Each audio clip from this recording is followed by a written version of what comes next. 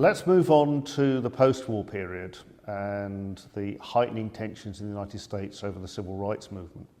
Now, in this instance, it's a photograph that was seen contemporaneously and embodies many of the issues around which contemporary feelings of the civil rights movement can be distilled down to.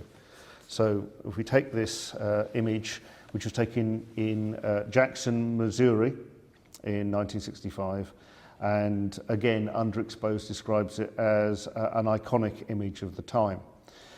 What we have is a protest in this instance, but a strong authoritarian figure, someone who is clearly Caucasian, removing from a young child's hand the American flag. Now, the American flag holds a certain resonance within the US that is not matched probably in any other nation. Thinking back about this in preparing for these lectures, I consider what my reaction would be seeing someone putting the flag of St. George, the English flag, up.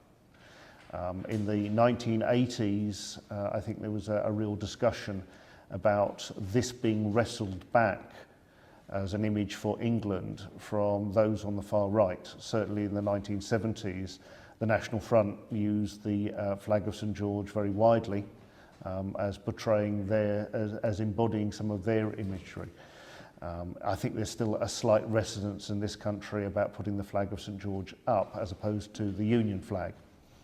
In America, displaying the flag is a matter of pride.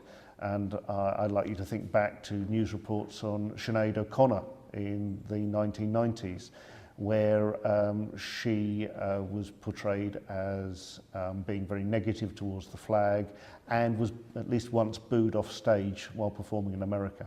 So this is an authority figure removing the flag from a young child.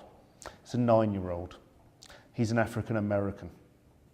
Now, just consider what this image embodies. In the background, being taken down, is a sign which says, "No more police brutality." You have an onlooker who's looking surprised and shocked. This is the reality of the point in time. It's not posed, it's reportage, it's taken as the event happened. Now, in the context of using images like this to consider history, something that I mentioned in the last seminar, I'd like you to just think about again. What was happening the moment before? What was happening the moment after? What's in frame? What's out of frame?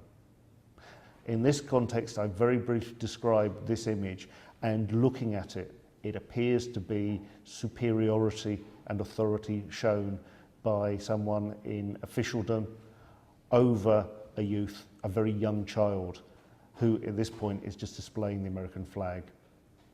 I'd like you just to think on that and how that resonates with you. Now, just a little bit of a coda on this photograph. The young boy, Anthony Quinn, at the time, he and his mother were protesting at the governor's house over issues of police violence, of representation, of integration. And Mr. Quinn's mother was shouting at him, "Don't let him take the flag off you." The patrolman, Huey Kohler, this image lived with him for the rest of his life. And what was a moment which is described of frenzy and immediate frustration at being shouted at, he snatched the flag. It is said that he regretted it for the rest of his life.